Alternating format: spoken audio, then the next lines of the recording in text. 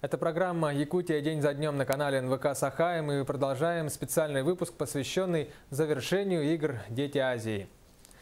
На крупных соревнованиях такого уровня мерилом итогового выступления сборных считается общекомандный медальный зачет. Больше всех наград за турнир набрала команда Сибирского федерального округа. Якутия вторая, тройку замыкает Казахстан.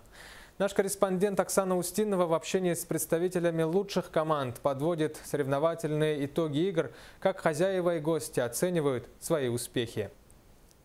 В так называемых малых Олимпийских играх в течение 10 дней был разыгран 321 комплект медалей в 22 видах спорта. Вот так выглядит итоговый медальный зачет игр.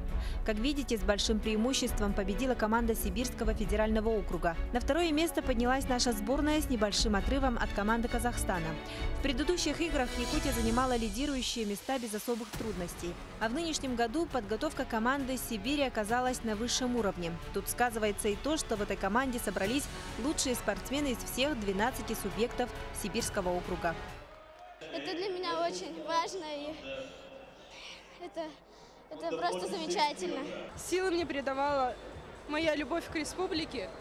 Я знала, что за нами стоит, что стоит за нашей командой. Республика Хакасия, Сибирский федеральный округ. Мы рассчитывали на победу.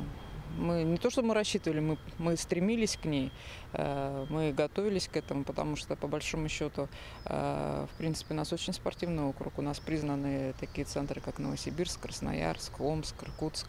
И здесь, конечно, нужно отдать должное команде хозяев, потому что с населением менее миллиона все-таки составлять такую серьезную конкуренцию не только федеральным округам, но и государствам, таких как Казахстан, Монголия. Есть очень сильная команда. Это, в принципе, можно сказать, что здесь тоже идет очень большая работа. Действительно, с населением меньше миллиона человек наша сборная показала весьма неплохие результаты. Большой упор тренеры делали на национальные виды спорта, как хапсагай и масс-рестлинг. Однако в том же хапсагае соперники Якутии показали отличную готовность, завоевав лидирующие места почти во всех весовых категориях.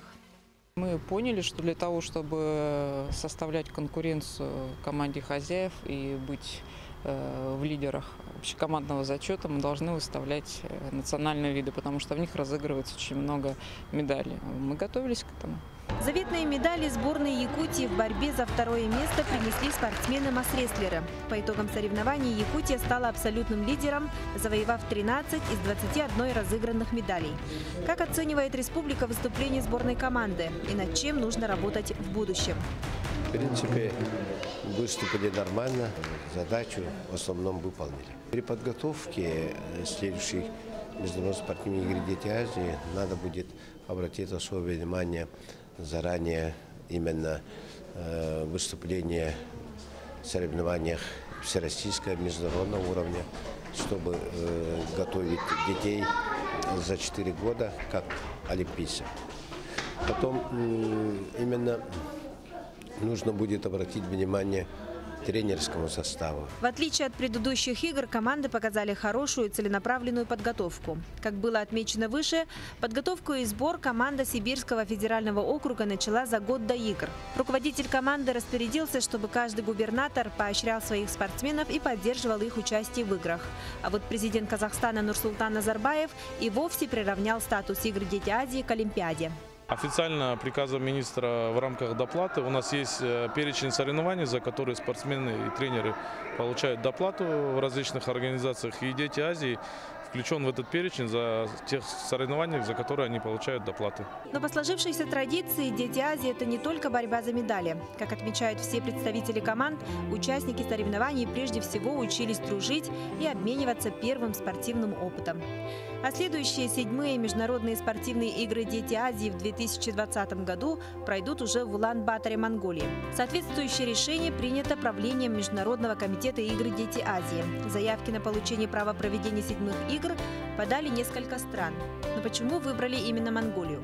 Это опять-таки прием участников, спортсменов, составление спортивной программы, условия приема, еще раз, по участникам, судьям, подготовка объектов и так далее. На сегодняшний день в Улан-Баторе не настолько хорошая спортивная база, но имеется четкое видение и желание властей Монголии все скоординировать вокруг игр 2020 года. Уже 6-й сезон международные спортивные игры «Дети Азии» объединяют страны в деле развития детского спорта, воспитания патриотизма, пропаганды идей олимпийского движения, укрепления дружбы и мира на всем земном шаре.